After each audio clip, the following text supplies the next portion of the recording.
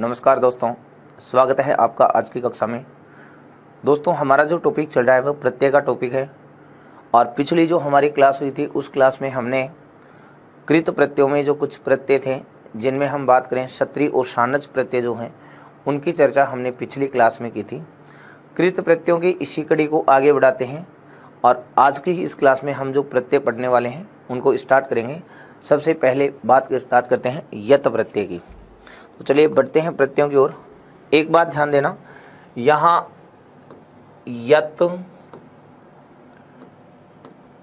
अण्यत और क्यप, ये जो तीन प्रत्यय हैं, यत प्रत्यय, अण्यत प्रत्यय और क्यप प्रत्यय, इन प्रत्ययों की चर्चा हम यहाँ पर करेंगे। तो ध्यान दें, यत जो प्रत्यय है उसका भी शेष ये ही रहता है, अण्यत प्रत्यय जो है उसका भी शेष ये रहता है, क्यप प्रत्यय जो है उसका भी शेष क्या रहता है, ये। तीनों प्रत्ययों का ये ही शेष रहता है। तो इनमें अंतर कैसे करेंगे, यत प्रत्यय का प्रयोग कहाँ होता है, अण्यत प्रत्यय का प्रयोग कहाँ होता है, इनकी चर्चा जो है, क्यप प्रत्यय का प्रयोग कहाँ होता है, इन तीनों प्रत्ययों की चर्चा आज की इस क्लास में हम करेंगे।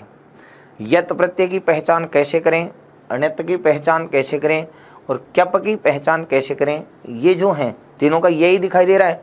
तो पहचानेंगे कैसे, कौन सा प्रत्यय है, आज की हमारी ये जो क्लास है इसमें हम इनका अध्ययन करेंगे। तो चलिए बढ़ते हैं अपने एक एक प्रत्ययों की ओर। सबसे पहले हम बात करते हैं अपना जो यत प्रत्यय है उस यत प्रत्यय का। तो पहला प्रत्यय है अपना यत प्रत्यय। यत प्रत्यय, इसकी पहचान का जो तरीका है वो ये है अचोयत। अचोयत, ये इसका सूत्र भी है, इसकी पहचान भी है अचोयत। अचोयत का मतलब है, अचय का मतलब अजंत से परे, अजंत का मतलब स्वरांत, स्वरांत धातुओं से परे। तो स्वरांत धातुओं के साथ में हिंदी भाषा के योग्य अर्थ में यत प्रत्यय का प्रयोग किया जाता है। तो इसका अर्थ हम ये लिखेंगे, स्वरांत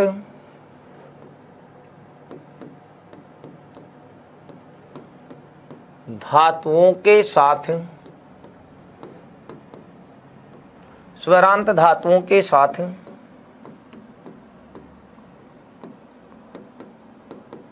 हिंदी भाषा के योग्य, हिंदी भाषा के योग्य अर्थ में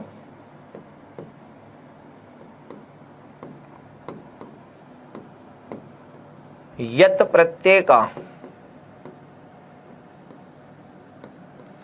स्वरांत धातुओं के साथ हिंदी भाषा के योग्य अर्थ में यत प्रत्यय का प्रयोग किया जाता है। पहली बात ये ध्यान दें, स्वरांत धातुओं के साथ हिंदी भाषा के योग्य अर्थ में यत प्रत्यय का प्रयोग किया जाता है। यहाँ जो विशेष बात आई है वो ये है, धातु तो कौन सी है, स्वरांत, और प्रत्यय कौन सा है, यत प्रत्यय है। ये आप ध्यान रखें, स्वरांत धातु यत प्रत्यय, हिंदी अर्थ क्या होगा, योग्य। ठीक है, उसके बाद आगे अगली पंक्ति से ये ध्यान रखना, यत प्रत्यय का, यत प्रत्यय का यह शेष रहता है, यत प्रत्यय का यह शेष रहता है। फिर अगली पंक्ति ये, यत प्रत्ययान्त शब्द, यत प्रत्ययान्त शब्द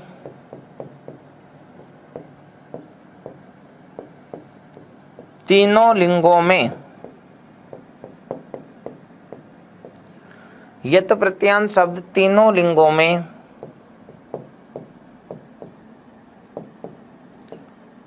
प्रयुक्त होते हैं। इस बात को ध्यान रखेंगे। यत प्रत्ययान्त शब्द तीनों लिंगों में प्रयुक्त होते हैं। तीनों लिंगों में कैसे? पुल्लिंग में राम के समान, स्त्रीलिंग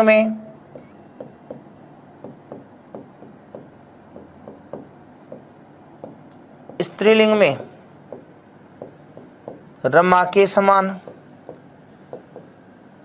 और नपुंसक लिंग की हम बात करें, नपुंसक लिंग, तो आप ये कहेंगे नपुंसक लिंग में वे प्रयुक्त होते हैं किसके समान? फल के समान। ये तीनों लिंगों में प्रयुक्त होंगे। पुल्लिंग में राम के समान, स्त्रीलिंग में रमा के समान, नपुंसक लिंग में फल के समान। ठीक है। फिर उसके बाद आगे ये बात ध्यान रखें, स्वरांत धातु जो है, स्वरांत धातु के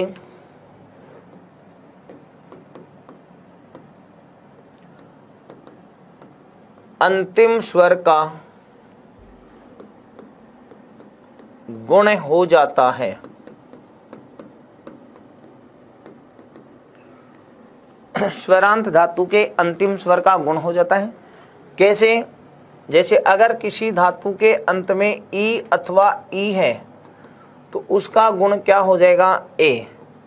यदि किसी धातु के अंत में उ अथवा उ है उसका गुण हो जाएगा ओ, और ओ होने के बाद में हो जाएगा अव। मतलब कौन सी संधि? वान्तोई प्रत्यय से यहाँ संधि हो जाती है अयादि संधि। ठीक है।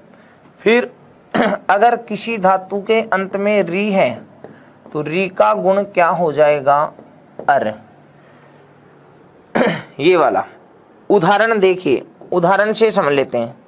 जैसे आपके पास धातु आ गई ची धातु, और ची धातु के साथ में यत प्रत्यय जोड़ेंगे तो ई का गुण कर दो ए।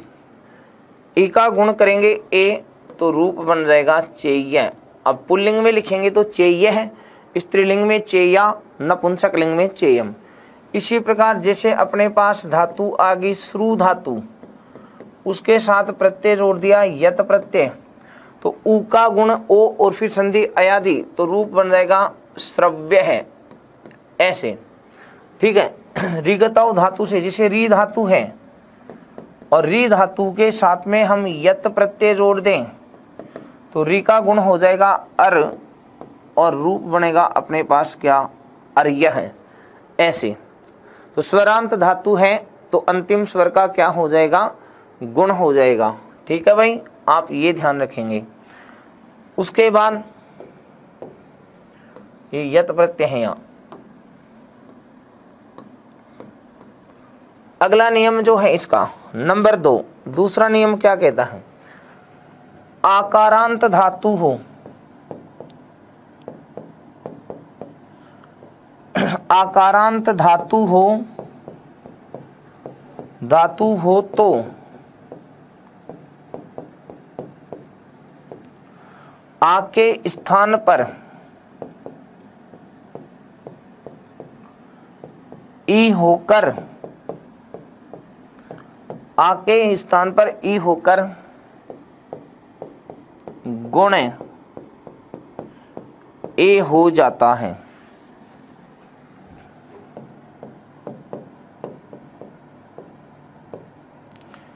मतलब ये ऐसे कहना चाह रहे हैं, अगर अपने पास आ गया आ तो आ का पहले तो हो जाएगा ई और फिर हो जाएगा ए। मतलब सीधा ही आप ये समझ लीजिए, अगर आ है ना तो आ का हमें क्या कर देना है? ए कर देना है। ऐसे समझ लो, पहले तो आ का ई और ई का फिर ए होगा तो डायरेक्ट समझ ले आ का भी क्या हो जाएगा? ए हो जाएगा। उदाहरण के द्वारा जैसे पा धातु है, उदाहरण है आपके पास धातु आ गई पा धातु, उसके साथ प्रत्यय जोड़ा यत प्रत्यय, और पा धातु के साथ यत प्रत्यय जोड़ेंगे तो आ का क्या कर देना? ए, और ए करते ही रूप बन गया क्या? पेय। ऐसे स्त्रीलिंग में पेया, नपुंसक लिंग में पेयम। इस तरीके से अपन कहेंगे। धातु आकारांत हो तो आ के स्थान पर ई होकर गुण क्या हो जाएगा, ए हो जाएगा। फिर उसके बाद अगला जो नियम है उसकी चर्चा करें। धातु के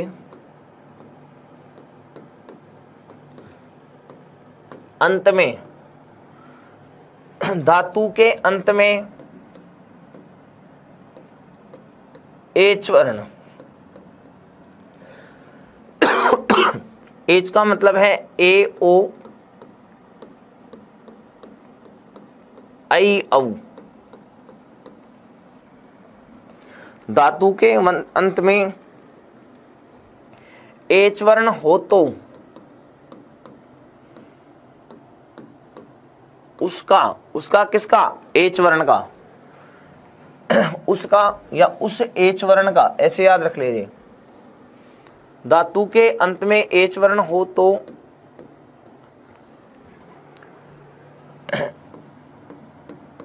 एच वर्ण का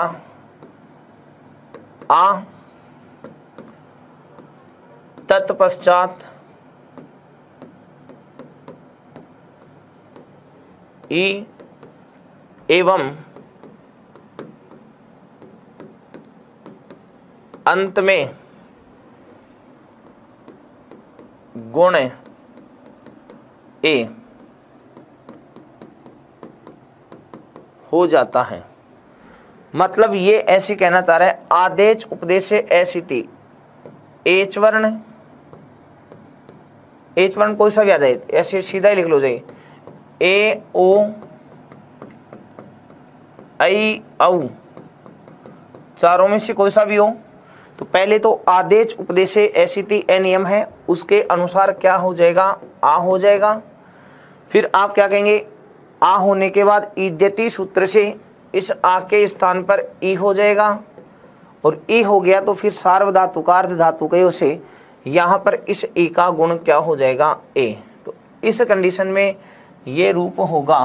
तो ऐसे हो रहा है तो डायरेक्ट आप इसको भी समझ लो, ए ओ आई औ, चारों में से कोई सा भी हो उसका हमें क्या कर देना है, ए कर देना है, ये समझ लीजिए आप, ठीक है।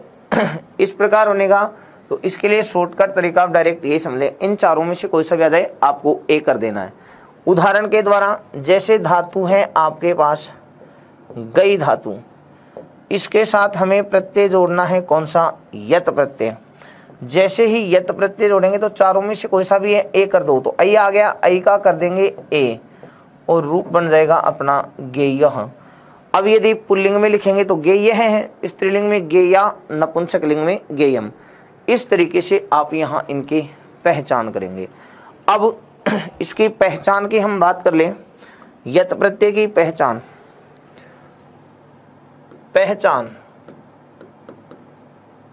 तो पहचान में आप ध्यान रखना,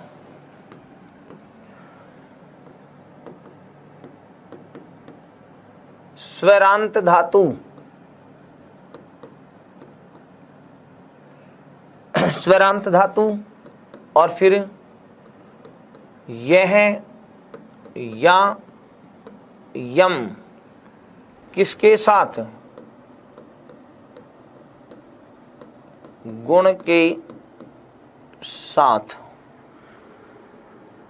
स्वरांत धातु होगी और फिर यह या यम होगा वो गुण के साथ। अगर स्वरांत धातु नहीं आए तो देखो आप ऐसे कहें, सखी सहोश्चय गदवद चर यमश्चानुपसर्गे, ये जो सूत्र आ रहे हैं, हनोर वद यद वाच्य जो सूत्र हैं उनके अनुसार हलंत धातु भी आ सकते हैं, पूर्व उपदात, ऐसे ये हलंत धातु भी होंगी।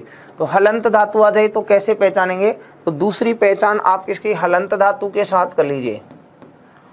हलंत धातु, हलंत धातु आएगी और फिर उसके साथ में आपको यह या यम ऐसे दिखाई देगा। हलंत धातु है तो यह या यम आएगा। फिर आगे क्या करें, उपधा ढूंढनी पड़ेगी आपको। उपधा हम बार बार पढ़ चुके हैं, सेकंड लास्ट अक्षर। उपधा में न गुण न वृद्धि और न री, ये ध्यान रखेंगे। उपधा में न गुण होगा, न वृद्धि होगी, न री होगी, ये नहीं होने चाहिए। तो आप पहचान कर लेना, वह जो अपना प्रत्यय आया है, कौन सा प्रत्यय आया है, यत प्रत्यय आया है। ठीक है भाई, इनसे आप पहचान करेंगे। ओके, अब इसके जो उदाहरण हैं, हम उन उदाहरणों की चर्चा कर लेते हैं। इसके जो उदाहरण हैं उन उदाहरणों की चर्चा।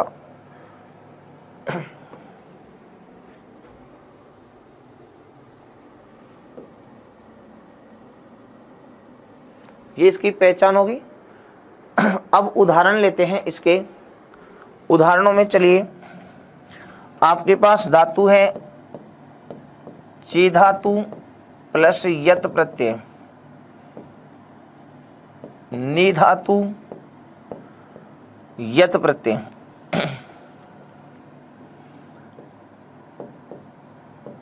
श्रु धातु यत प्रत्यय, भू धातु है यत प्रत्यय है, हु धातु के साथ यत प्रत्यय। इसी प्रकार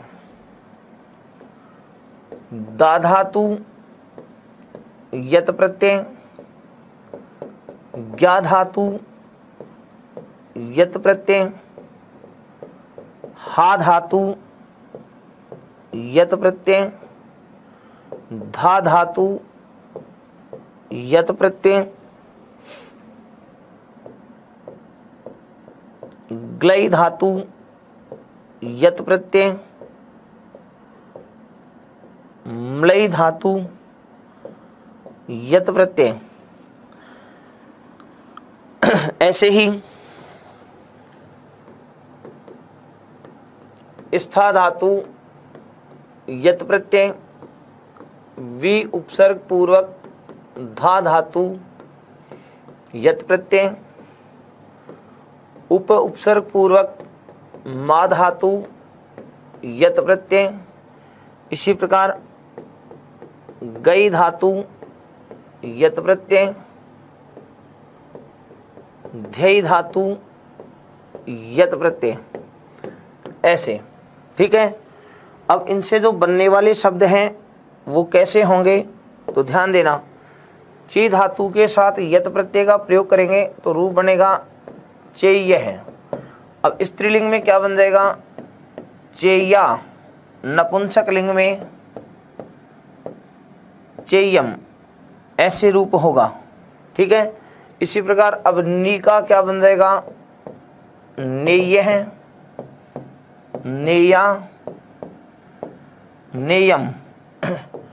यहाँ श्रव्य है, श्रव्या, श्रव्यम। भव्य है,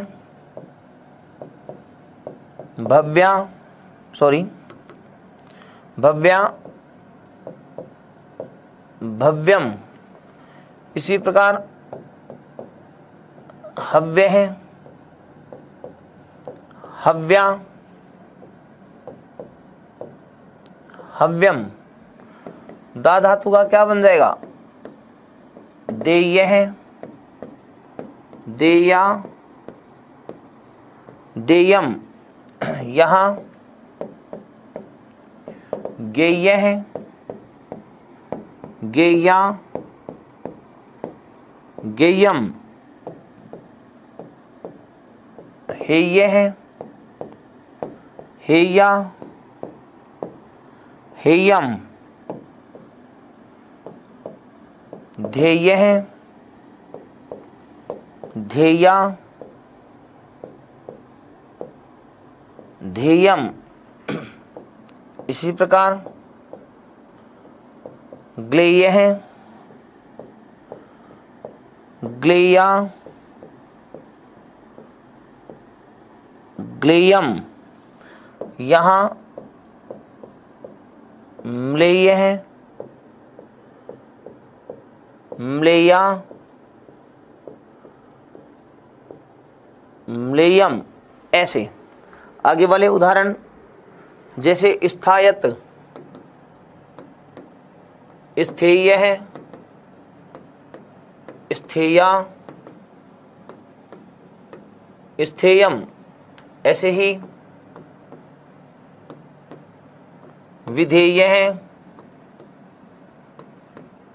विधेया, विधेयम, उपमेय है, उपमेया,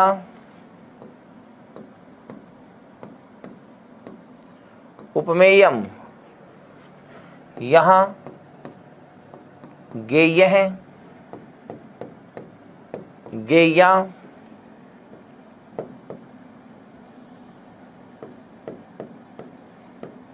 गेयम, यहाँ ध्येय है, ध्येया और ध्येयम। इसी प्रकार अगला उदाहरण अधि उपसर्ग पूर्वक, अधि उपसर्ग पूर्वक इंग धातु में यत प्रत्यय, इंग का ई शेष रह जाएगा, तो इससे जो रूप बनेगा वह बनेगा अध्येयः, फिर अध्येया और अध्येयम।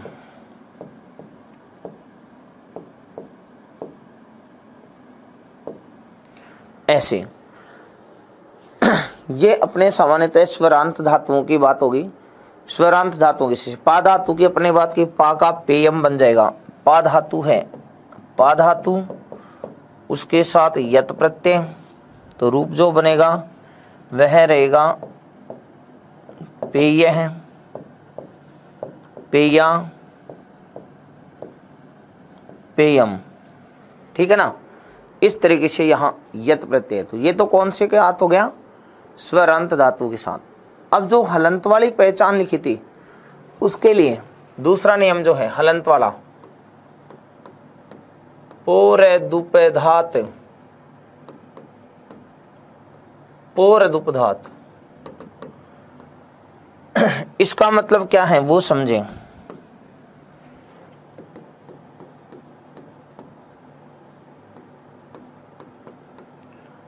ऐसी हलंत धातु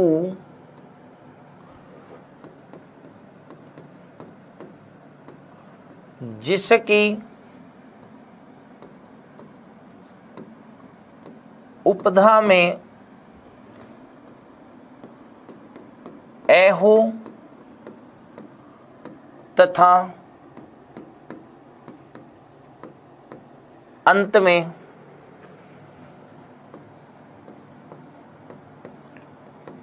पे वर्ग का वर्ण हो। ऐसी हलंत धातु जिसकी उपधा में ए हो तथा अंत में पे वर्ग का वर्ण हो, उसके साथ योग्य अर्थ में, योग्य अर्थ में यत प्रत्यय का, यत प्रत्यय का प्रयोग होता है। ये ध्यान रखें। ऐसी हलंत धातु जिसकी उपधा में ए हो तथा अंत में पे वर्ग का वर्ण हो, उसके साथ योग्य अर्थ में कौन सा प्रत्यय होगा, यत प्रत्यय होगा। मतलब इसका जो अपन ये जो नियम पढ़ रहे हैं वो ये है, उपधा में ए, उपधा में ए प्लस अंत में पे वर्ग, कौन सा प्रत्यय जुड़ेगा, यत प्रत्यय। ठीक है ना। उपधा में तो हो ए और अंत में हो पे वर्ग, प्रत्यय जुड़ जाएगा कौन सा, यत प्रत्यय। कौन सा प्रत्यय होगा, यत प्रत्यय।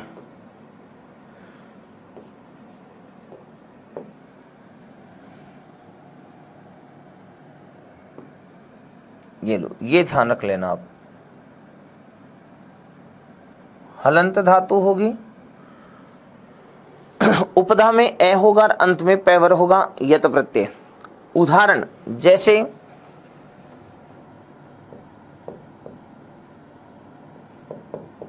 लभ प्लस यत, रम प्लस यत,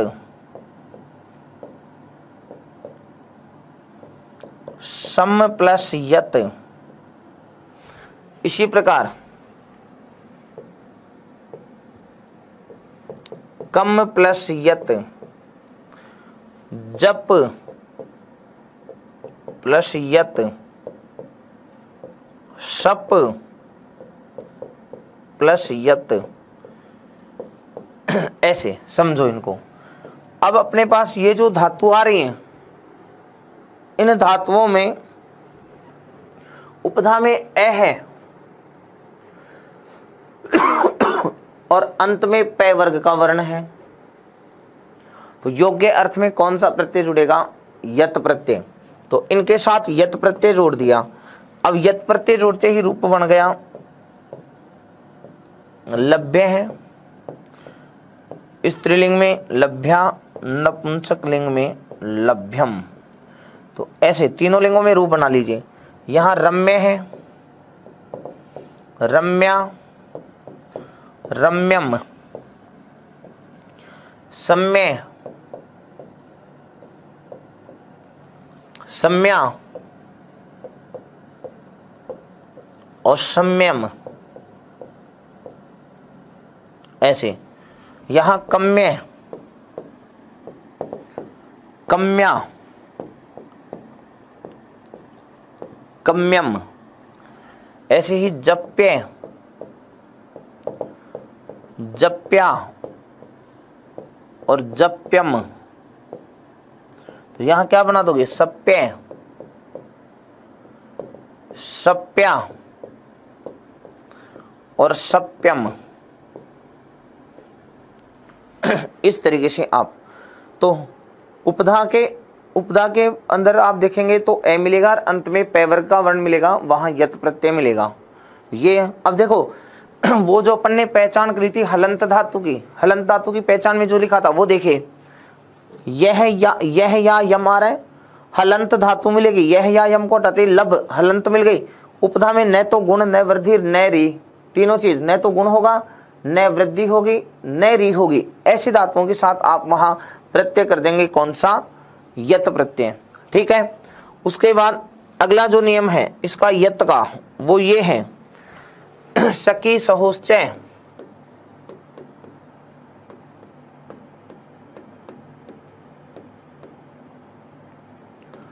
सकी सहोश्चय मतलब क्या कहना चाह रहा है, इसमें दो धातु हैं, एक तो शक और एक स है। इसका अर्थ ये याद रख लो, शक तथा स है, ये दो धातु और आ गई। शक तथा सह धातुओं के साथ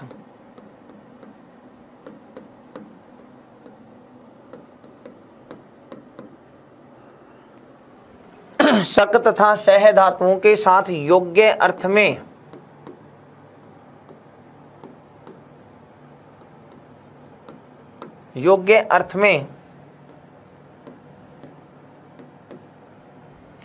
यत प्रत्यय का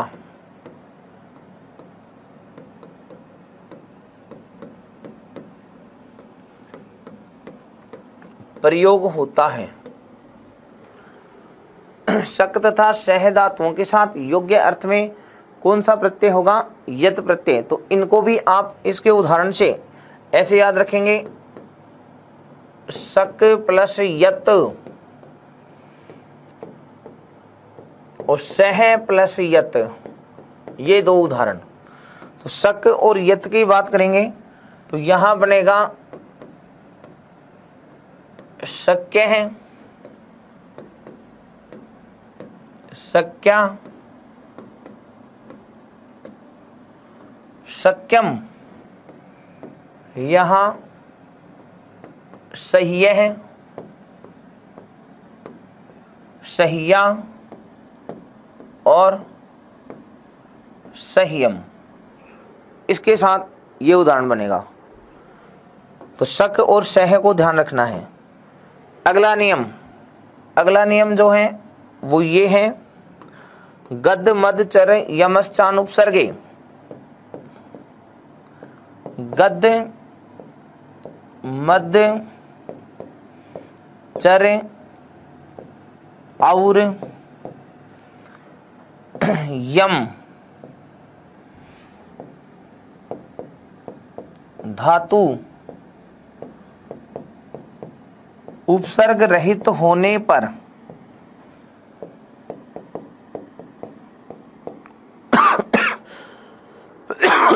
गद मद चर और यम धातु उपसर्ग रहित रहने पर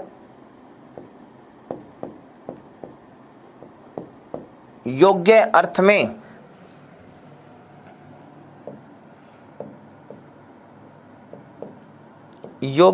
में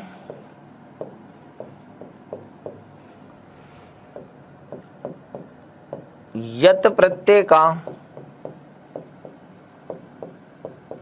प्रयोग होता है। जैसे अब उदाहरण, गद प्लस यत,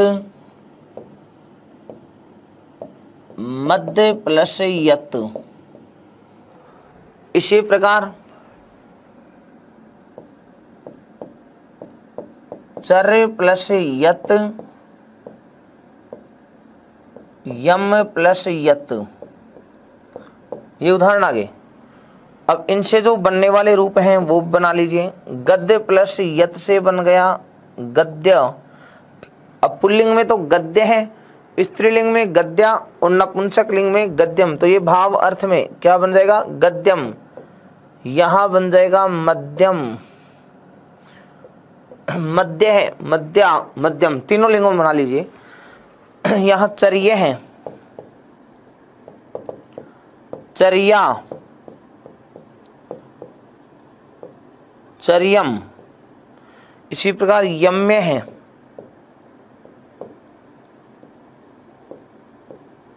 यम्या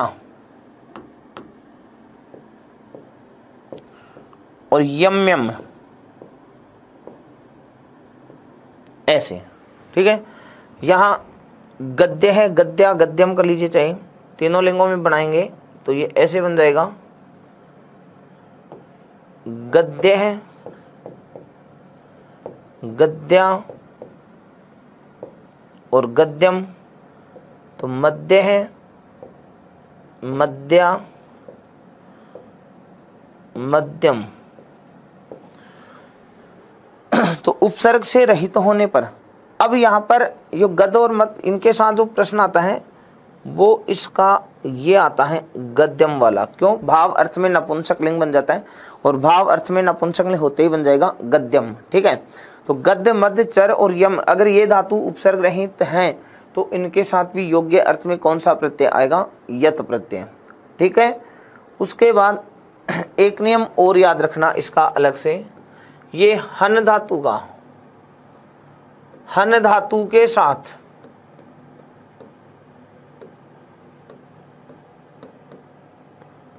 हन धातु के साथ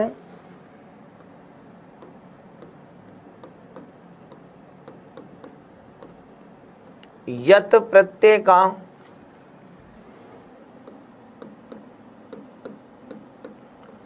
प्रयोग करने पर, हन धातु के साथ यत प्रत्यय का प्रयोग करने पर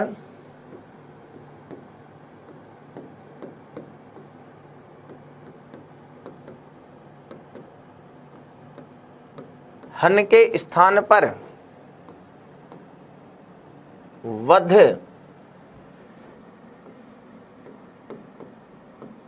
आदेश हो जाता है।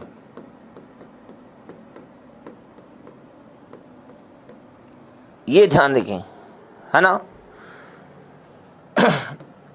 जैसे आपके पास धातु है हन धातु, उसके साथ प्रत्यय जोड़ेंगे यत, तो पहले क्या होगा, हन की जगह वध, हन की जगह क्या हो जाएगा, वध हो जाएगा।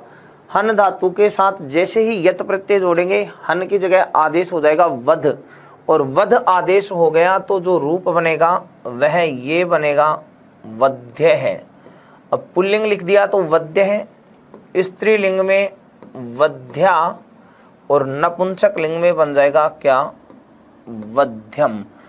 अब देखिए कोई सा ही रूप बना है ना। तो अगर कोई सा भी रूप बना है तो आप यहाँ पर ये देखेंगे कि जो है यह है या यम हटाएंगे तो शेष बचेगा वध। अब वध जो शेष बच गया तो उसमें देखो उपधा में न तो गुण न वृद्धि न री, इसलिए यत प्रत्यय कर देंगे तो पहचान में आपके आ जाएगा इस तरीके से। ये हो गया अपना कौन सा प्रत्यय, यत प्रत्यय। उसके बाद अगला जो प्रत्यय है उसकी चर्चा करते हैं। अगला प्रत्यय है अपने पास ण्यत, ण्यत प्रत्यय।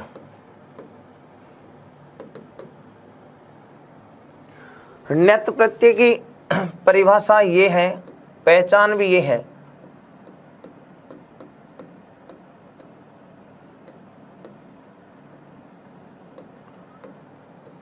री हलोरण्यत, री हलोरण्यत। री हलोरण्यत का मतलब है रीकारांत और हलंत धातुओं के साथ, वो तो स्वरांत धातु की बात थी, तो रीकारांत और हलंत की बात आएगी।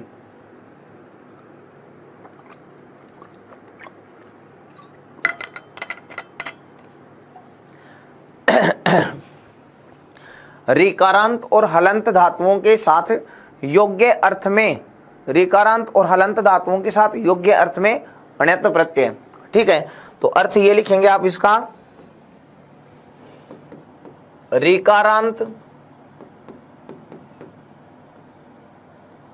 रीकारांत तथा हलंत धातुओं, रीकारांत तथा हलंत धातुओं के साथ योग्य अर्थ में, रीकारांत और हलंत धातुओं के साथ योग्य अर्थ में ण्यत प्रत्यय का प्रयोग होता है। रीकारांत और हलंत धातुओं के साथ ण्यत प्रत्यय का प्रयोग होता है, कौन से अर्थ में, योग्य अर्थ में। फिर उसके बाद अगली पंक्ति से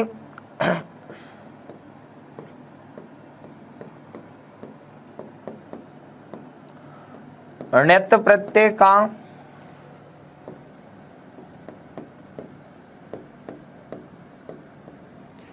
यह शेष रहता है,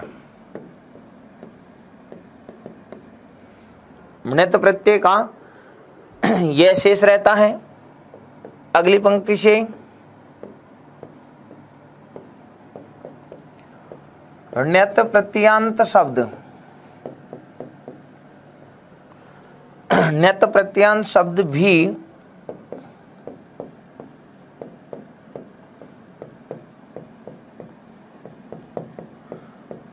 तीनों लिंगों में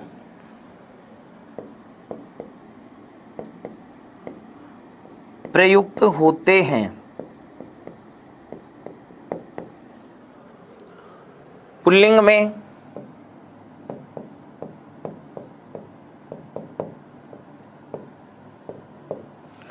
राम की तरह, स्त्रीलिंग में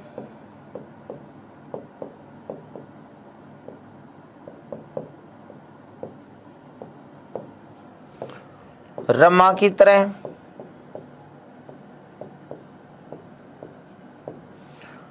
और नपुंसक लिंग में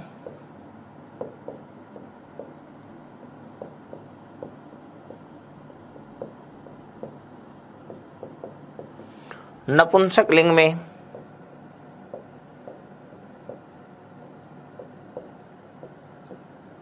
फल की तरह। अब अगला जो नियम है इसमें ये ध्यान रखना, री की वृद्धि रिकारांत धातु में री आएगा ना, वो वाला, तो री की वृद्धि आर होती है और हलंत धातु की उपधा में, हलंत धातु की उपधा में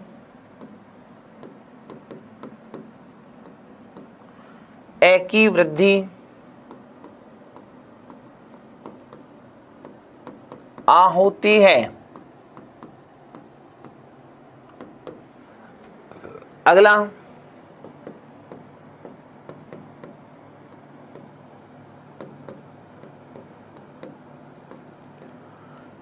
हलंत धातु की उपधा में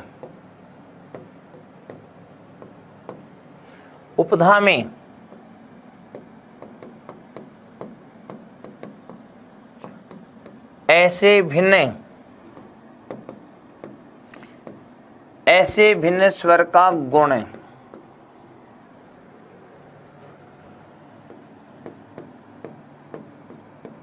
होता है। जैसे ऐसे भिन्न स्वर का गुण का मतलब ऐसे भिन्न स्वर कौन सा होगा, ये जरूर ध्यान रखेंगे। यहां ध्यान रखना, इसमें आप ऐसे भिन्न, यहां ध्यान रखें कौन सा स्वर, लघु स्वर, ये ध्यान रखेंगे।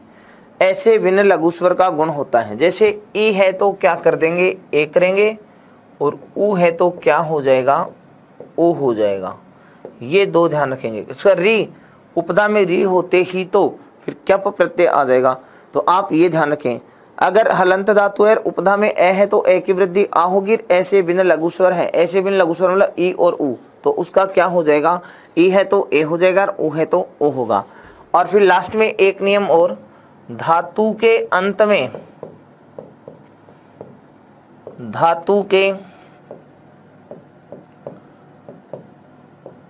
में चे के स्थान पर कै और जय के स्थान पर गए। धातु के अंत में चे, तो चे के स्थान पर कै होगा, चे के स्थान पर तो क्या हो जाएगा, कै होगा, और जय है तो जय के स्थान पर क्या हो जाएगा, गे हो जाएगा। ये आप ध्यान रखेंगे। अब इसके लेते हैं उदाहरण और पहचान। तो अब है इसकी पहचान।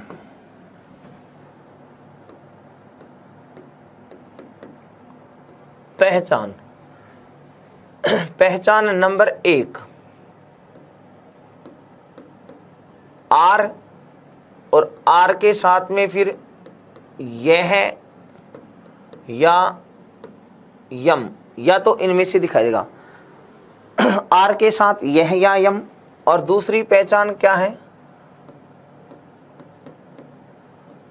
हलंत धातु और फिर उसके साथ यह या यम। हलंत धातु में यह या यम, फिर हलंत धातु में यह या यम गया तो वो तो उसमें यत में भी आया था, लेकिन यहां होगा क्या, उपधा। उपधा में या तो आ या फिर ए या फिर ओ, ये मिलेगा आपको उपधा में। हलंत धातु मिलेगी और हलंत धातु की उपधा में आ ए ओ, इनमें से आएगा। इसका मतलब वो कौन सा प्रत्यय हो गया, नेत प्रत्यय हो गया। ये इसकी आप जो है वो पहचान ध्यान रखना, ठीक है भाई। ये है आपके ण्यत प्रत्यय की पहचान। तो ण्यत प्रत्यय की पहचान में ध्यान रखना, आर के साथ में यह या यम आएगा या फिर हलंत धातु के साथ यह या यम आए तो देख लेना उपधा में या तो आ या ए या ओ होगा, वहां आप प्रत्यय कर देंगे कौन सा, अण्यत प्रत्यय। उदाहरण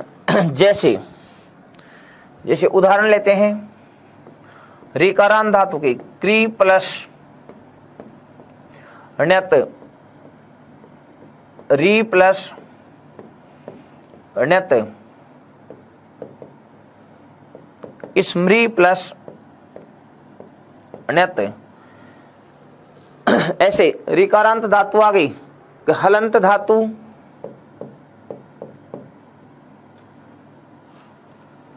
उपधा में ए वाली, पठ प्लस ण्यत,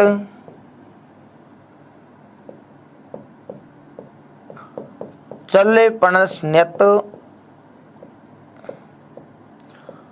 हस ण्यत, वद ण्यत, त्यज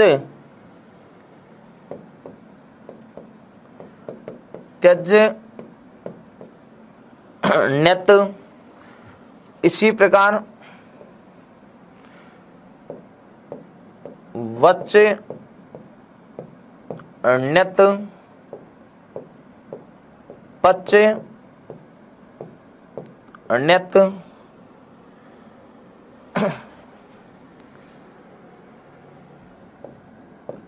पच ण्यत। ऐसे इनसे बनने वाले शब्द अब क्रीण्यत का बन जाएगा कार्य। अब पुल्लिंग में लिखा है तो कार्य, स्त्रीलिंग में कार्या, नपुंसक लिंग में कार्यम। ऐसे इसी प्रकार हणिन्यत का बन जाएगा हार्य है, हार्या, हार्यम। स्मृ का बनेगा स्मार्य, स्मार्या, स्मार्यम। पाठ्य है, पाठ्या, पाठ्यम। चाल्य, चाल्या, चाल्यम। इसी प्रकार हास्य, हास्या, हास्यम। ऐसे बनाएंगे। यहां वाद्य, वाद्या, वाद्यम। क्लियर। त्याज्य, त्याज्या, त्याज्यम। ऐसे यहां जो जय है उसका गे नहीं करना है। यहां वाच्य, वाच्या और वाच्यम, अथवा दूसरा रूप है चे का कै, वाक्य है, वाक्या, वाक्यम। दो रूप बने होंगे यहां पाच्य, पाच्या और पाच्यम। इसमें भी चे का कै नहीं होगा, वच में होगा, पच में नहीं होगा। ठीक है। इस तरीके से यहां अपन जो है इस यत ण्यत प्रत्यय की पहचान करेंगे। इसके बाद आगे के जो उदाहरण हैं इसके, उनकी चर्चा करते हैं। जैसे भिद धातु है, भिद धातु है उसके साथ अण्यत प्रत्यय। इसी प्रकार धातु आ गई छिद धातु, छिद धातु के साथ अण्यत प्रत्यय। इसी प्रकार है अपने पास जैसे भुज धातु आ गई, भुज धातु है उसके साथ अण्यत प्रत्यय। ठीक है। वद धातु है उसके साथ अण्यत्व प्रत्यय, ऐसे आप किसी भी धातु में पहचान सकते हैं।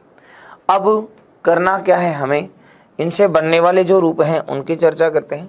भिद्ध प्लस ण्यत हलंत धातु है, और हलंत धातु की उपधा में, हलंत धातु की उपधा में क्या है, लघु स्वर है, उसका गुण कर दो।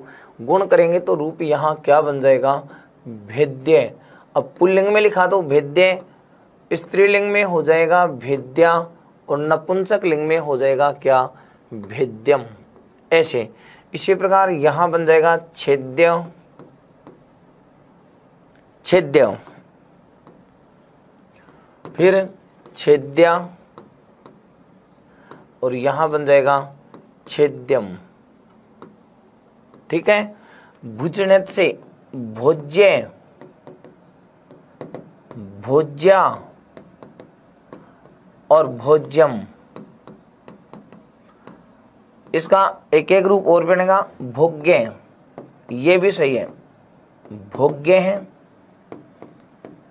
भोग्या और भोग्यम, ऐसे रूप बनाएंगे। वदन्यत से बन जाएगा वाद्य, वाद्या और वाद्यम। ठीक है। इस तरीके से हम यहाँ ण्यत प्रत्यय की पहचान करेंगे। तो ण्यत प्रत्यय के विषय में आपने कहा है कि हलंत धातु होगी या ऋकारांत धातु होगी, उनके साथ योग्य अर्थ में हम प्रत्यय करेंगे कौन सा, ण्यत। यहाँ पर एक विशेष उदाहरण आप ये ध्यान रखना, मृज धातु है, मृज धातु। इस मृज धातु के साथ जैसे ही ण्यत प्रत्यय का प्रयोग किया जाता है तो मृजेर वृद्धि सूत्रानुसारेण उपधा में जो री है उसकी वृद्धि आर होगी और रूप बनेगा यहाँ मार्ग्य। अब पुल्लिंग कर दिया तो मार्ग्य है, स्त्रीलिंग में मार्ग्या और नपुंसक लिंग में बन जाएगा मार्ग्यम। ये आप यहाँ ध्यान रखेंगे। ठीक है। तो ये हो गया अपना कौन सा प्रत्यय, अण्यत्व प्रत्यय। उसके बाद अगला जो प्रत्यय है उसकी चर्चा करते हैं। अगला प्रत्यय है क्यप प्रत्यय।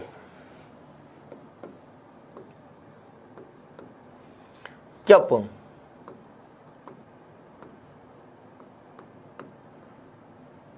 क्यप प्रत्यय के विषय में सबसे पहले तो यह कौन सी धातुओं के साथ होता है इसकी चर्चा करते हैं।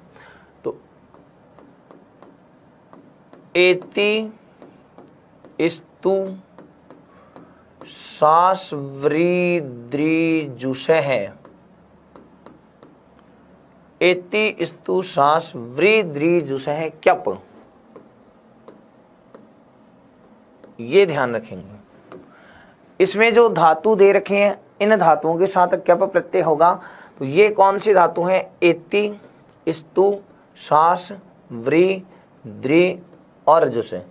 ये जो धातु हैं इन धातुओं के साथ आप योग्य अर्थ में कौन सा प्रत्यय करेंगे, क्यप प्रत्यय करेंगे। तो चलिए इसका लिखते हैं अर्थ। अर्थ ये है एति, और एति में जो मूल धातु है वह है इण, इण गताओं से इण धातु जिसका ई रहता है। एति स्तु सास व्री द्री तथा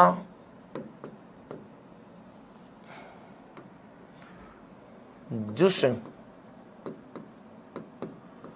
एति स्तु सास व्री द्री तथा जुष धातुओं के साथ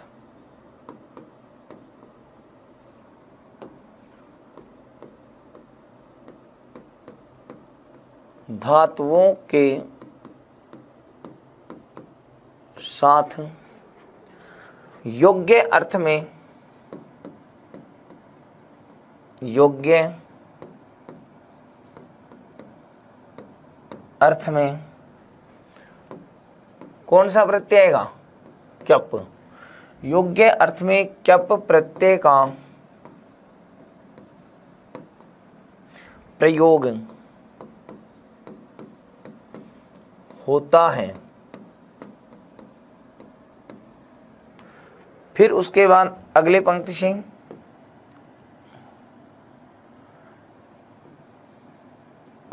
क्यप प्रत्यय का, क्यप प्रत्यय का प्रयोग होता है, तो क्यप प्रत्यय का यह शेष रहता है, क्यप का यह शेष रहता है। ठीक है। और क्यप प्रत्यांत शब्द भी तीनों लिंगों में प्रयुक्त होंगे, ये ध्यान रखना। क्यप प्रत्यांत शब्द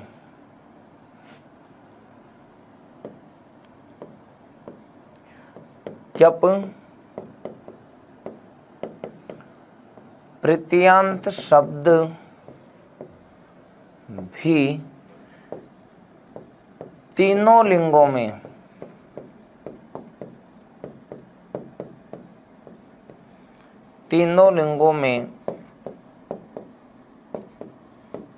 प्रयुक्त होते हैं। क्यप प्रत्यांत शब्द भी तीनों लिंगों में प्रयुक्त होते हैं। तीनों लिंगों में कैसे? पुल्लिंग में राम की तरह,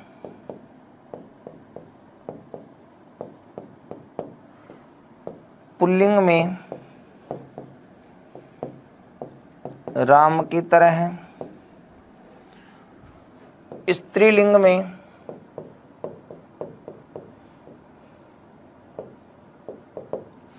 रमा की तरह,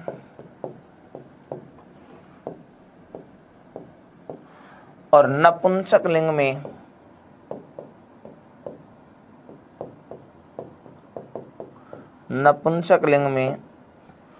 फल की तरह।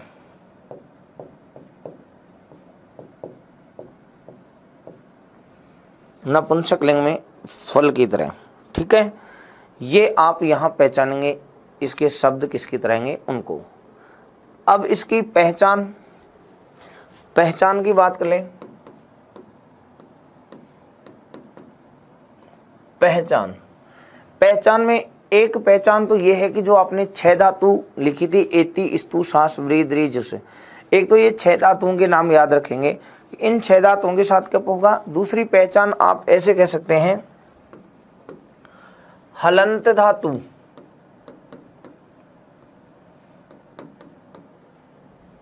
हलंत धातु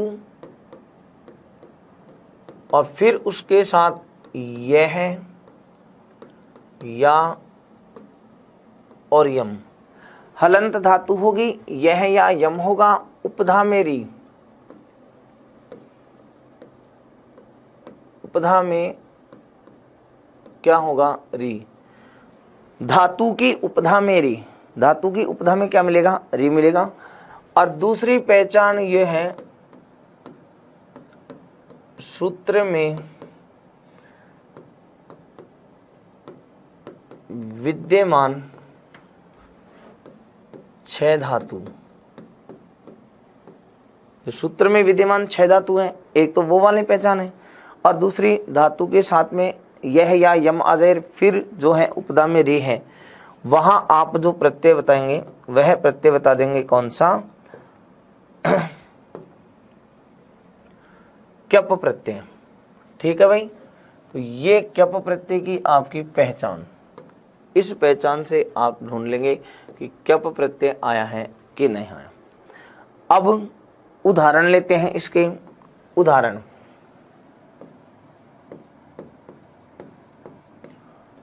उदाहरण में एक तो वो जो 6 धातु हैं, 6 धातु कौन सी हैं, जैसे ई प्लस क्यप, स्तु प्लस क्यप,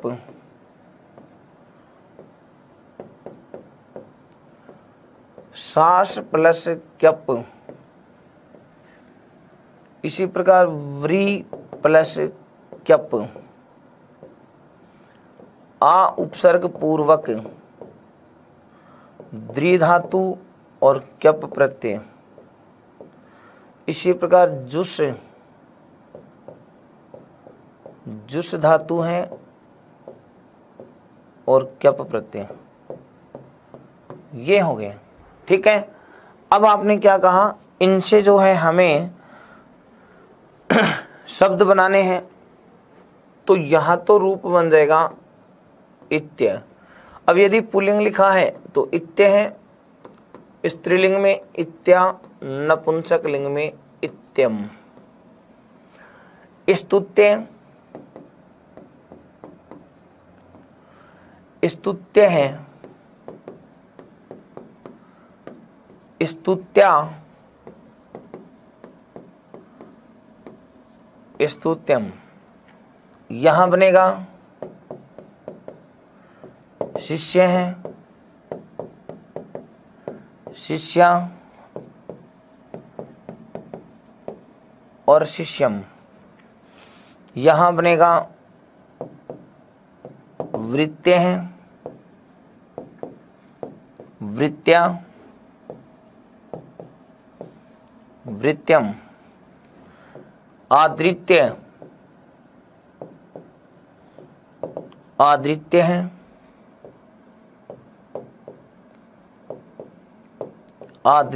आदृत्या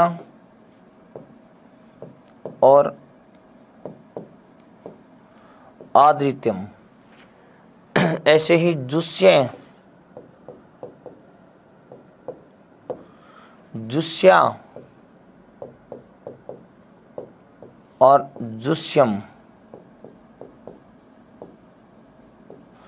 ऐसे हो जाएगा। ठीक है, ये तो वो जो 6 धातु आपके सूत्र में दे रखी थी वो आ गई। अब दूसरा है उपधामेरी वाली। उपधामेरी, इसके उदाहरणों की बात करते हैं। मृज प्लस क्यप, इसी प्रकार वृष प्लस क्यप, दृश्य प्लस क्यप, ये उदाहरण आ गए। अब इनसे बनने वाले मृज्य है, मृज्या, मृज्यम, वृष्य है, वृष्या, वृष्यम, दृश्य है, दृश्या, दृश्यम। इसमें एक उदाहरण क्री धातु का भी है, विकल्प से। क्री धातु के साथ जैसे ही क्यप प्रत्यय जोड़ेंगे तो रूप बनेगा यहां कृत्य है, कृत्या, कृत्यम, ऐसे। तो ये हो गया अपना कौन सा प्रत्यय, क्यप प्रत्यय। ठीक है, तो जो समान समान अर्थ वाले जो अपने पास प्रत्यय थे उनमें सबसे पहले अपन ने यत प्रत्यय की बात कही। यत प्रत्यय के विषय में अपन ने ये कहा अचोयत, स्वरांत धातु है, तो फिर योग्य अर्थ में कौन सा प्रत्यय आएगा, यत प्रत्यय। ठीक है, फिर उसके बाद नंबर 2 अपन ने इसकी पहचान की बात की। तो पहचान में आपने ये कहा था यत प्रत्यय में कि स्वरांत धातु के साथ यह या यम आएगा तो गुण के साथ आएगा। हलंत धातु होगी तो यह या यम होगा, लेकिन उस हलंत धातु की उपधा में न तो गुण दिखाई देगा, न वृद्धि दिखाई देगी, न ही री दिखाई देगा, वहां प्रत्यय हो जाएगा यत प्रत्यय। फिर उसके बाद अपन ने बात की जो है ण्यत प्रत्यय की, और ण्यत प्रत्यय के विषय में अपन ने कहा री हलोर ण्यत, ऋकारांत तथा हलंत धातु हैं, उनके साथ योग्य अर्थ में कौन सा प्रत्यय आता है, ण्यत प्रत्यय। ण्यत का भी यह शेष रहता है। इसकी जो पहचान की आप बात करें तो इसकी पहचान ये थी, आर जो शब्द आएगा बना हुआ उसमें आर की ध्वनि सुनाई देगी, फिर यह या यम दिखाई देगा। अगर ऐसा नहीं है, हलंत धातु आ गई फिर यह या यम दिखाई देगा, तो उस हलंत धातु की उपधा में आपको आ, ए, ओ इनमें से कोई सा दिखाई देगा। इसका मतलब समझ लेना वो कौन सा प्रत्यय आया है, ण्यत प्रत्यय। फिर उसके बाद में चर्चा की अपन ने कौन से की, क्यप प्रत्यय की। क्यप के लिए आप ये 6 तो ये धातु याद रखेंगे, एति, स्तु, सास, व्रीद, री, जुसै, क्यप।